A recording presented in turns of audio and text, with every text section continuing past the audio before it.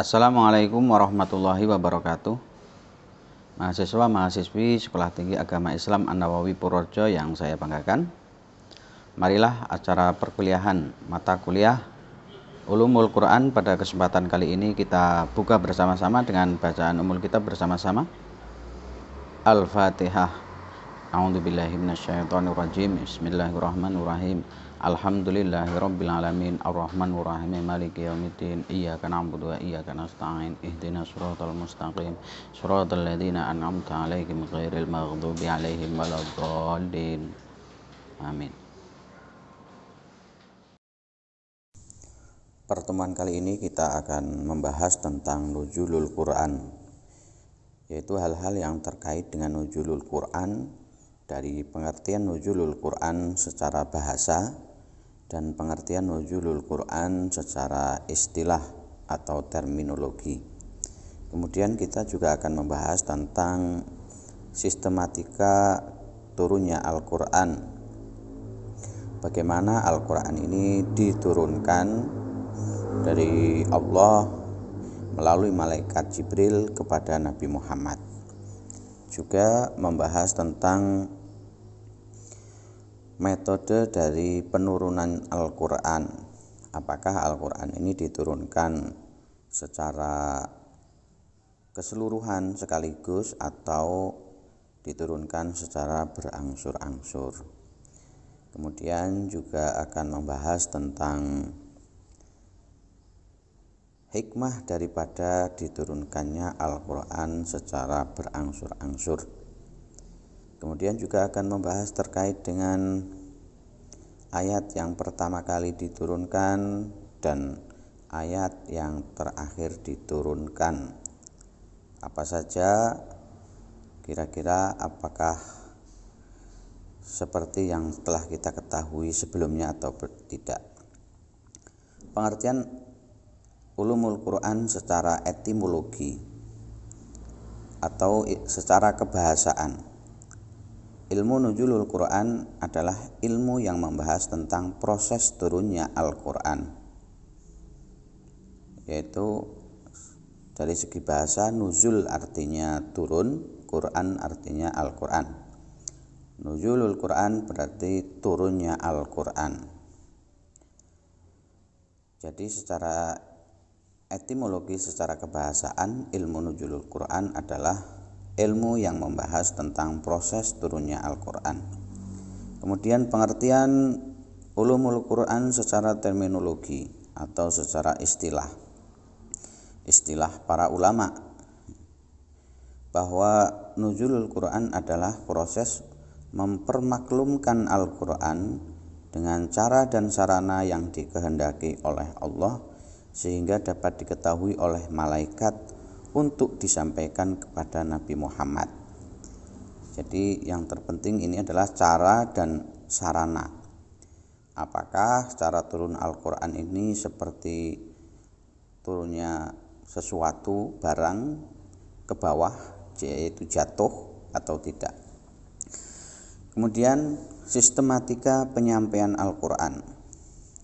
Ada beberapa sistematika Allah menyampaikan Al-Quran melalui malaikat Jibril kepada Nabi Muhammad. Di antaranya yaitu malaikat Jibril langsung memasukkan wahyu ke dalam hatinya, ke dalam hati Nabi Muhammad, yaitu dengan tiba-tiba Nabi Muhammad telah mengetahui. Dalam hal ini Nabi SAW tidak melihat apapun, hanya dia merasa ayat tersebut sudah berada di dalam kalbunya. Mengenai hal ini Nabi mengatakan Ruhul Qudus, istilah lain untuk malaikat Jibril, mewahyukan ke dalam kalbuku, seperti dalam surat Asy-Syura ayat 51. Wa ma kana li basharin ay yukallimahullahu illa wahyan aw mi wara'i hijabin aw sila rasulam fayuhiya biidnihi ma yasha innahu aliyun hakim. Kemudian sistematika yang kedua, malaikat menampakkan dirinya kepada Nabi Shallallahu Alaihi Wasallam berupa seorang laki-laki yang mengucapkan kata-kata kepadanya sehingga dia mengetahui dan hafal kata-kata itu. Seperti ketika di Gua Hira, malaikat Jibril ini datang kepada Nabi Muhammad dalam bentuk seperti menyerupai manusia. Kemudian yang selanjutnya adalah wahyu datang kepada Nabi Shallallahu Alaihi Wasallam secara tiba-tiba seperti gemerincing lonceng. Cara inilah yang amat berat dirasakan oleh Nabi Shallallahu Alaihi Wasallam. Kadang-kadang pada keningnya berpencaran keringat saking beratnya. Meskipun turunnya wahyu tersebut saat cuaca yang sangat dingin. Kadang-kadang unta dia terpaksa berhenti dan duduk karena merasa amat berat bila wahyu tersebut turun ketika dia sedang naik unta. Cara seperti ini seperti dalam kisah di atas. Jadi kadang-kadang wahyu itu berupa seperti suara lonceng, gemerincing, tetapi ya hanya Nabi saja yang mengetahui dan hanya Nabi yang bisa merasakan. Kemudian ada wahyu pertama yang diturunkan kepada Nabi Muhammad SAW adalah surat Al-Alaq ayat 1-5 yang bila diterjemahkan adalah menjadi bacalah dengan atas nama Tuhanmu yang menciptakan. Dia telah menciptakan manusia dari segumpal darah. Bacalah, dan Tuhanmu lah yang maha pemurah, yang mengajar manusia dengan perantaraan kalam.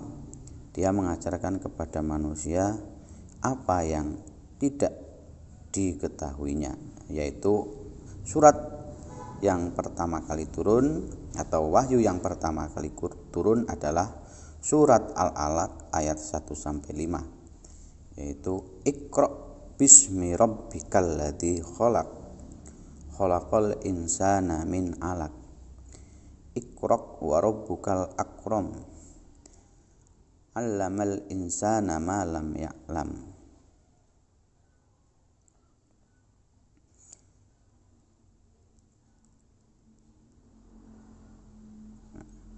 Kemudian ayat yang terakhir turun yaitu al-yauma akmaltu lakum dinakum wa atmamtu 'alaikum ni'mati wa raditu lakumul Islam madina. Ayat yang terakhir turun menurut jumhurul ulama adalah ayat surat Al-Maidah ayat 3, yaitu al-yauma akmaltu lakum dinakum wa atmamtu 'alaikum ni'mati wa raditu lakumul Islam madina, yang artinya pada hari ini telah kusempurnakan untuk kamu agamamu dan telah kucukupkan kepadamu nikmatku dan telah kuridhoi Islam itu jadi agama bagimu. Ayat ini diturunkan ketika Nabi sedang melaksanakan haji wada. Para sahabat kemudian ada yang gembira karena sudah sempurna Islamnya, wahyunya sudah diturunkan semua kepada Nabi Muhammad.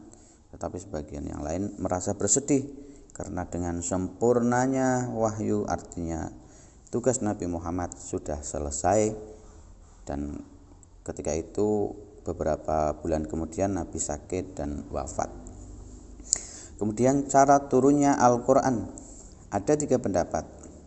Yang pertama, Al-Quran turun secara sekaligus dari Lauh Mahfud ke langit dunia pada malam Qadar, malam Lailatul Qadar. Kemudian diturunkan kepada Nabi SAW secara berangsur-angsur. Pendapat yang pertama yaitu bahwa Al-Quran diturunkan dari Lauh Mahfud ke langit dunia keseluruhan pada malam Lailatul Qadar. Kemudian diturunkan secara berangsur-angsur sesuai dengan konteks yang ada. Kemudian yang kedua, Al-Quran diturunkan ke langit dunia setiap tahun sesuai dengan kebutuhan pada malam Qadar. Kemudian diturunkan secara bertahap kepada Nabi Shallallahu Alaihi Wasallam. Ada yang berpendapat bahwa Al-Quran juga diturunkan ke langit itu juga setiap tahun, jadi tidak sekaligus tapi berangsur-angsur juga. Kemudian setelah ada di langit dalam 1 tahun itu kemudian diturunkan secara berangsur-angsur sesuai dengan konteksnya dan yang lain sebagainya. Kemudian hikmah Al-Quran turun berangsur-angsur. Yang pertama, meneguhkan hati Nabi Shallallahu Alaihi Wasallam dalam menjalankan dakwahnya. Kemudian yang kedua, kesesuaian dengan peristiwa, situasi dan kondisi masyarakat yang dituju. Kemudian yang ketiga, untuk mendidik masyarakat yang sedang tumbuh atau mengalami perubahan. Yang keempat, mempermudah dalam menghafal dan memahami isi kandungan Al-Quran. Yang kelima, membuktikan bahwa Al-Quran benar-benar kalam Allah, bukan kalam Muhammad. Nah, ini Al-Quran diturunkan kepada Nabi Muhammad secara berangsur-angsur. Di antara hikmahnya adalah agar sesuai dengan peristiwa, situasi dan kondisi masyarakat yang dituju, agar masyarakat tidak kaget. Seperti halnya ketika Allah menurunkan aturan diharamkannya khamr. Pertama kali hanya diberi nilai bahwa khamr itu ada manfaatnya tetapi bahayanya lebih besar. Kemudian ada larangan mendekati sholat ketika dalam keadaan mabuk, baru kemudian khamr diharamkan, dan seterusnya seperti itu. Kemudian anatomi Al-Quran atau bagian-bagian dalam Al-Quran. Al-Quran terdiri dari 2 bagian. Yang pertama adalah ayat. Secara etimologi, ayat bermakna mukjizat, alamat atau tanda, ibroh, kemudian menakjubkan, kemudian juga bisa bermakna bukti atau petunjuk. Sedangkan ayat secara terminologi, secara istilah para ulama, bermakna sekumpulan lafaz yang memiliki permulaan dan akhiran yang terhimpun dalam suatu surat dalam Al-Quran. Jadi ayat itu kalau kita lihat dalam Al-Quran itu setiap kali ada lingkaran. Setiap kalimat kemudian ada lingkarannya, itu 1 ayat. Seperti alif lam mim, itu 1 ayat. Kemudian kalau 1 surat, kumpulan dari ayat-ayat itu yang mempunyai tema-tema yang sama. Seperti surat Al-Baqarah, surat Ali Imran dan lain sebagainya. Sistematika ayat. Ulama sepakat menyatakan bahwa sistematika ayat-ayat Al-Quran adalah bersifat tauqifi, yakni berdasarkan petunjuk Nabi Shallallahu Alaihi Wasallam, dan Nabi tentu melalui petunjuk Tuhan atau Allah.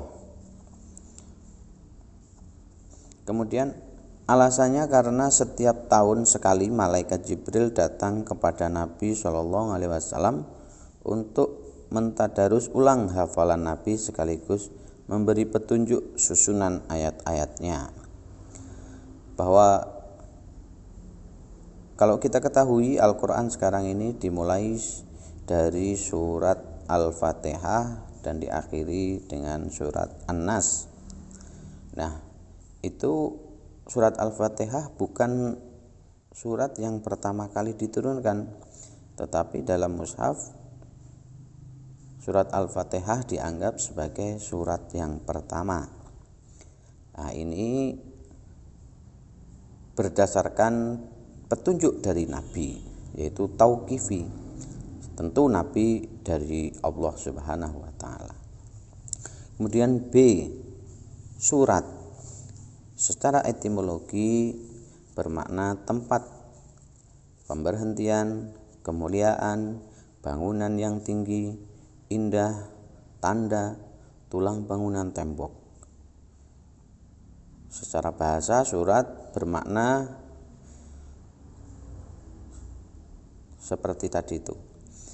Kemudian secara terminologi atau secara istilah ulama, surat bermakna sekumpulan ayat-ayat Al-Quran yang berdiri sendiri dan memiliki pembuka dan penutup. Seperti kalau jumlah surat dalam Al-Quran ada 114 surat. Nah, seperti surat Yasin mempunyai pembuka yaitu Yasin dan penutup. Kemudian surat-surat Al-Quran diklasifikasikan menjadi 4. At-Tiwal yaitu surat yang panjang, Al-Mi'un terdiri dari 100 ayat lebih, Al-Matsani ayatnya kurang dari 100 ayat, dan lain sebagainya. Kemudian sistematika surat, ada 2 pendapat mengenai sistematika surat.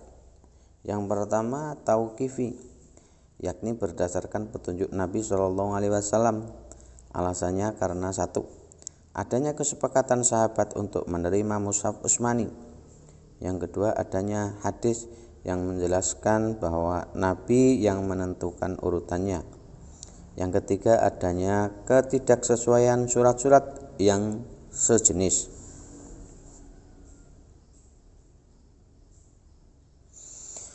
Kemudian ijtihad, ada yang berpendapat bahwa susunan surat ini melalui ijtihad para ulama,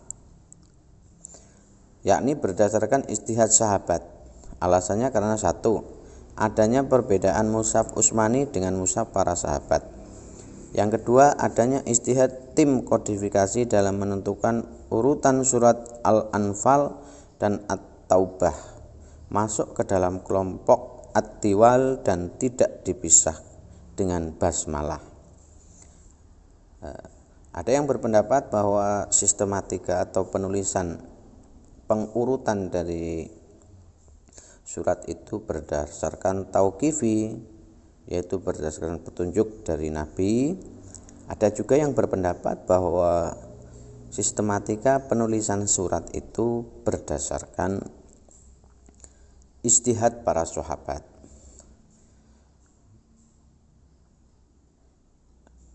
Karena ketika tim kodifikasi, yaitu yang diketuai oleh Zaid bin Tsabit, membuat mushaf, menyusun mushaf, ada perbedaan dengan mushaf-mushaf yang masih ada di tangan para sahabat Nabi yang masih ada.